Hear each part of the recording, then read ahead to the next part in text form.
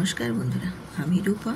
আজ আপনাদের সাথে একটা ঝিঙে দিয়ে আর ছোট্ট ছোট্ট চিংড়ি দিয়ে দুর্দান্ত স্বাদের একটা রেসিপি আপনাদের সাথে শেয়ার করব। এই রেসিপিটা গরম ভাতের সঙ্গে জাস্ট একদম ওয়াও, কী যে লাগে, কী যে অমৃত স্বাদ, সে কী বলবো বন্ধুরা। একবার না বানালে বা ট্রাই করে না খেলে বুঝতেই পারবে না এর স্বাদ এতই অপূর্ব। আজকে আমাদের বাড়িতে বাজার থেকে বেশ কি সুন্দর একদম নরম নরম কচি কচি ঝিঙে এনেছে আর এনেছে ছোট্ট ছোট্ট চিংড়ি। তাই ভাবলাম আজ কেন না এই রেসিপিটাই আমি বাড়িতে বানিয়েও নিই আর বন্ধুদের সাথেও শেয়ার করে নিই। তো তার জন্য আমি এখানে ঝিঙে দুটো নিয়েছি আর পেঁয়াজ আর চিংড়ি মাছ। তো আমি ঝিঙেগুলোকে দেখো খুব সুন্দর করে বড় বড় করে কেটে জল ঝরিয়ে নিয়েছি আর পেঁয়াজটাও চার পিস করে তার থেকে খোসা ছাড়িয়ে নিয়েছি আর চিংড়ি মাছগুলো নিয়ে ভালোভাবে ধুয়ে বেছে নুন মাখিয়ে নিয়েছি। এবারে যাওয়া যাক রান্নাতে। আমি এবারে চলে এসেছি গ্যাসেতে। একেবারে গ্যাসেতে একটা কড়াই বসিয়ে দিয়ে দেবো আমি এখানে সর্ষের তেল। তো আজকে আমি এই ঝিঙের যে রান্নাটা করছি আমি এটা সর্ষের তেলেই করব। তো আমি এখানে 4 টেবিল চামচ দিয়েছি সর্ষের তেল। তেলটা ভালো মতো গরম করে নিয়ে দিয়ে দিলাম ছোটো চামচের 1 চামচ কালো জিরে দিয়েছি। কালো জিরেটা দিয়ে একটু নাড়াচাড়া করে ভেজে নেব। কালো জিরেটা ভাজা হয়ে গেলে এবারে ওর মধ্যে আমি দিয়ে দেব আমি যে পেঁয়াজগুলো কেটে রেখেছি সেই পেঁয়াজগুলো দিয়ে দেব। আমি পেঁয়াজগুলোকে 4 ফালি করে কেটে নিয়ে ওর থেকে আমি এরকম কিউব কিউব করে খোসাগুলো ছাড়িয়ে নিয়েছি। দিয়ে এবারে পেঁয়াজগুলোকে হালকা করে একটু উল্টে পাল্টে দুটো সাইড জাস্ট ফ্রাই করে নেব। হালকা, একদম হালকা করে, খুব বেশি ফ্রাই করব না, যেন কাঞ্চি ভাবটা থাকে। পেঁয়াজগুলো একটু নাড়াচাড়া করে উল্টে পাল্টে দুটো সাইড দেখো আমি হালকা করে জাস্ট একটু ভেজে নিয়েছি। এবারে এর মধ্যে আমি দিয়ে দেব চেরা কাঁচা লঙ্কা। তো কাঁচা লঙ্কার পরিমাণটা আমি এখানে একটু কমিয়ে দিয়েছি, কারণ আমার মেয়েরা আছে, খেতে পারবে না। তোমরা চাইলে একটু বাড়িয়ে নিতে পারো। তো চেরা কাঁচা লঙ্কাটা দিয়ে একটু নেড়েচেড়ে ভেজে নিচ্ছি। কী যে একটা সুন্দর স্মেল বেরিয়েছে বন্ধুরা, কি বলবো। কালো জিরে, পেঁয়াজ, কাঁচা লঙ্কা সব মিলেমিশে একটা এত সুন্দর ফ্লেভার এসছে। এবারে আমি এই পর্যায়ে দিয়ে দেব আমি যে ছোট ছোট চিংড়ি মাছগুলো দিয়ে দিলাম। তো চিংড়ি মাছগুলো আমি আগে থেকেই বলেছি লবণ মাখিয়ে রেখেছিলাম, কিন্তু হলুদটা দেওয়া হয়নি। তো তার জন্য আমি এখানে অল্প একটু হলুদ অ্যাড করে দেব। তো আমি এবার চিংড়ি মাছগুলো দিয়ে একটু নাড়াচাড়া করে নিলাম পেঁয়াজের সাথে। আর এবারে এর মধ্যে আমি অ্যাড করে দেব অল্প একটু হলুদের গুঁড়ো আর দেব লাল লঙ্কার গুঁড়ো।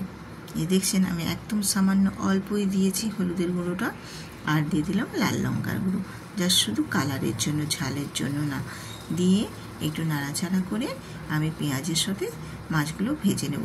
আর যেহেতু এটা চিংড়ি মাছটা একেবারেই ছোট্ট ছোট্ট, খুব বেশিক্ষণ সময় লাগবে না মাছগুলো ভেজে নেওয়ার জন্য। মোটামুটি 2-4 বার নাড়াচাড়া করলে পেঁয়াজটার সাথে চিংড়ি মাছগুলো বেশ সুন্দর করে ভাজা হয়ে যাবে। আমি রূপা ব্লগস উইথ রূপা চ্যানেলে আপনাদের সবাইকে স্বাগত জানাই। সবাইকে স্বাগত জানিয়ে আজকে রেসিপি শুরু করে দিয়েছি।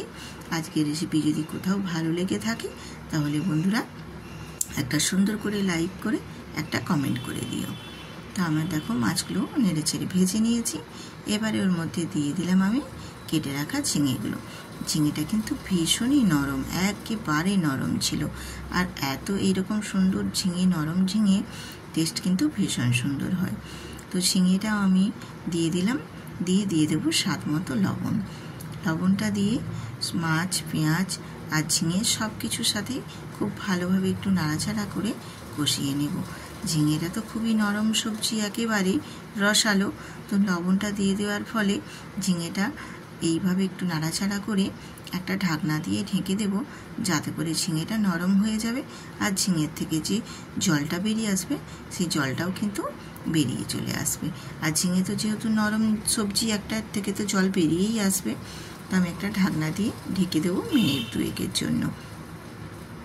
তো মিনিট 2 পরে ফিরে আসছি। দেখো আমি ঢাকনা তুলে কতটাই দেখিয়ে দিচ্ছি তোমাদের। দেখো ঝিঙেটা একটু নরম হয়ে গেছে আর ঝিঙের থেকে কতটা পরিমাণে জলও বেরিয়ে এসেছে। দেখছো কতটাই জল বেরিয়ে এসেছে। তো এইভাবে ঝিঙেটা আবারও একটু নাড়াচাড়া করে কষিয়ে নিচ্ছি। কষিয়ে নিয়ে একটু নেড়ে চেড়ে আবারও আমি মিনিট 2-1 জন্য একটু ঢাকনা দিয়ে ঢেকে দেব, যাতে ঝিঙেটা আবারও বেশ সুন্দরভাবে আর একটু নরম হয়ে যায়, আর ঝিঙের জলটা যে বেরিয়েছে সেটাও যেন পরিমাণ মতো কমে যায়। তো আবার আমি 2 মিনিট পরে ফিরে আসলাম। ঝিঙেটা দেখো অনেকটা পরিমাণে কিন্তু একেবারে নরম হয়ে গেছে, নরম হয়ে একেবারে একটুখানি হয়ে গেছে দেখো, আর ঝিঙের জলটাও অনেকটা কমে গেছে। ঠিক এই পর্যায়ে আমি এবারে দিয়ে দেব পোস্ত বাটা। তো আমি এখানে পোস্ত বাটা দিলাম। পোস্ত বাটাটা দিয়েও এইভাবে নাড়াচাড়া করে পোস্তটাও আমি ঝিঙে চিংড়ি মাছের মধ্যে খুব ভালোভাবে মিশিয়ে নেব। এইভাবে খুন্তি দিয়ে নাড়াচাড়া করে করে কষিয়ে নেব। যেহেতু এখানে শুধু ঝিঙে দিয়েই আমি এই ঝিঙে চিংড়ির পোস্ত রেসিপিটা বানাচ্ছি, সেহেতু ঝিঙেতে একটু রসালো ভাব থাকবে, একেবারে শুকনো শুকনো হবে না। তো এবারে আমি এখানে ওই যে বাটিটাতেই পোস্ত বেটেছিলাম ওই বাটিটাই আমি প্লেটটা ধুয়ে দিয়ে দিলাম 2 প্লেট জল। এখানে যেহেতু ঝিঙের এমনিতেই নরম হয়ে সেদ্ধ হয়েই গেছে, আর খুব বেশি জলের প্রয়োজন হবে না।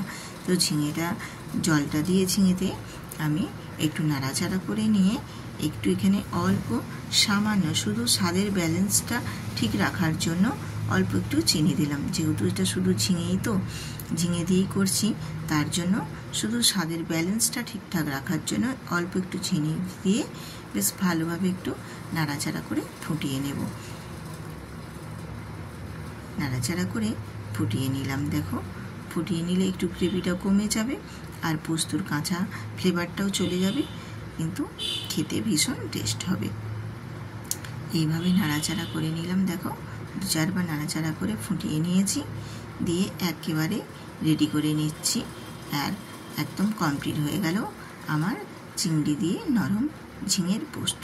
কতটাই টেস্টফুল হয়েছে বন্ধুরা, দেখো তোমরা দেখলেই নিশ্চয়ই বুঝতে পারবে যে আমার আজকের এই কুচো চিংড়ি দিয়ে ঝিঙের পোস্ত রেসিপিটা ভীষণ সুন্দর হয়। গরম ভাতে তো ওয়াও, জাস্ট ফাটাফাটি, একদম ভীষণ ফ্লেভার, এত ভালো। তোমরা একবার বানিয়ে দেখো বন্ধুরা, আশা করছি ভীষণ ভালো লাগবে। তো আজকের আমার এই রেসিপি যদি ভালো লেগে থাকে তাহলে বন্ধুদের সাথে শেয়ার করে, নতুন নতুন বন্ধুরা সাবস্ক্রাইব করে, সুন্দর করে একটা কমেন্ট করে আমার পরিবারে জুড়ে যেও। আমি আবারও আসবো তোমাদের মাঝে এই রকম নিত্য নতুন রেসিপি নিয়ে। ততক্ষণ সুস্থ থাকো, ভালো থাকো।